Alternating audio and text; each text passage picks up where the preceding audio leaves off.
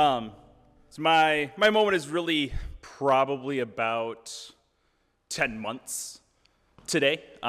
It's a journey.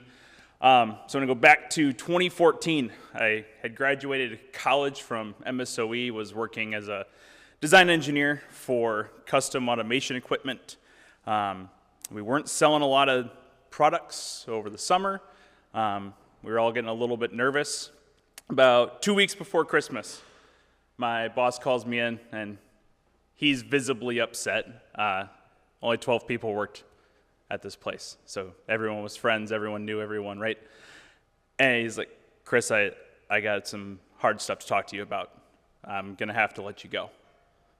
And as a new, young professional, it was really hard to hear that, really hard to hear that right before Christmas. It was a very nice Christmas present to then have to figure out what life was going to look like. And then, did the forbearance on student loans, tried to push everything off and start interviewing, right? And I probably went on 10 interviews, 2 hours each, waiting for callbacks and hearing consistently, Chris, we really like you. We just don't have the money to hire you right now. Okay, I can understand that. So I started making plans because end of February, my student loans were going to kick back in, and I did not have savings to pay for those. And so I was going to go be a cook at Applebee's because that's who had money to hire me, apparently. And I'm working with some recruiters and different job postings, and I told the guy, I was like, hey, just so you know, I'm an engineer, I'm doing this because I have to. I don't want to stay here. He's like, dude, yeah, you should go do that. I got one more interview. If it doesn't go well, I'll be here Monday. It's like, okay. So one other thing to mention, I'm originally from the middle of Illinois. If anyone knows where Bloomington Normal is, or Peoria, that area. It's all corn or soybeans. It depends on the year. So I'm driving to and from Milwaukee, because at that point I'm living with my parents, because I'm trying to reduce costs and things like that. And so it's 3 hours up to do an interview. I might stay the night and then drive 3 hours back. So I'm just driving up and down, and I'm going to this last interview, and I'm just crying on the way up, because I don't understand. Why is this so hard? Why can't it work? This is my last interview. I'm done. I'm done getting. I'm just gonna figure it out. It'll be fine. And so I get to the company, and I'm there for 4.5 hours.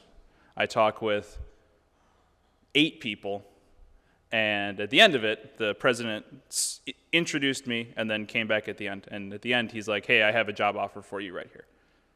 I was like, "Okay, all right, this is awesome."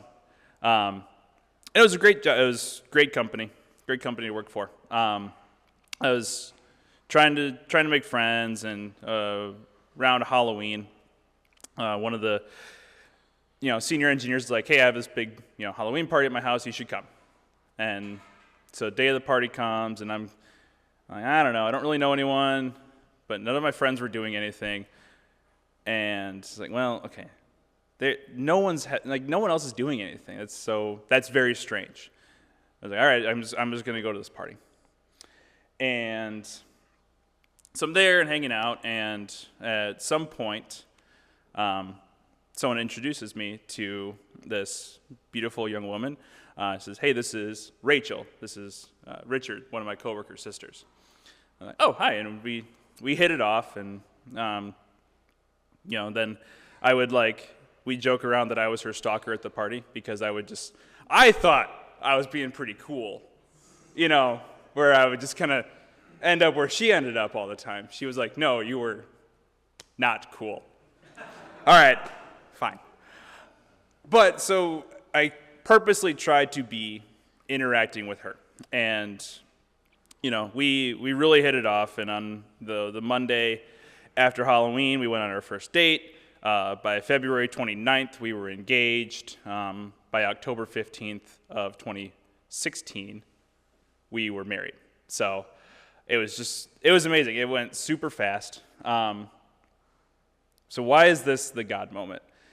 This is my God moment because I didn't understand why I had to go through what I went through until probably 3 months into marriage. And I just took a step back. I had always been a church kid. We grew up across the alley from the church. It was a Lutheran church, and so I was the acolyte consistently when all of my classmates skipped. Unless I was throwing up or had a fever, Dad said, "No, you're getting to church." And it was really hard to argue with him. Like, "Dad, no, it's too cold for the 200-foot walk across the street." But I lost the relationship with Christ. I lost that sense of I am His, I live for Him through college. And when I met my wife, she was going to Mercy Hill Church, and one of the things we talked about was, hey, like, she's like, "I'm going to church and I want you to come with me." And I'm like, "I think I should go back to church."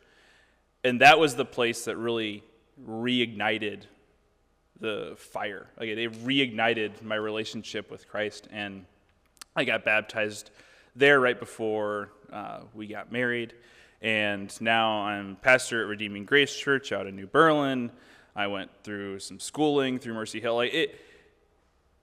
Going through that weird path led me to something amazing, and it really changed my life. And it makes me think about Psalm 77, 11 and 12. "I shall remember the deeds of Yahweh. Surely I will remember your wonders of old. I will meditate on all your work and muse on your deeds." What struck me in thinking about, what should I talk about today, was this series of events, because I consistently try to go back to it to remind myself when things are hard that God has been faithful in hard things before. God will continue to be faithful in hard things now, and He's going to continue to be faithful in hard things in the future. Thankfully for us, God never changes. God's the same yesterday, today, and in the future. He is the same. He is faithful, even when we're not. And so that is my thought and encouragement today, is to remember the wonders of old, remember the God who has walked with us through all of our hard times, through all of our good times. He's still there, and we need to rely on Him. Thank you.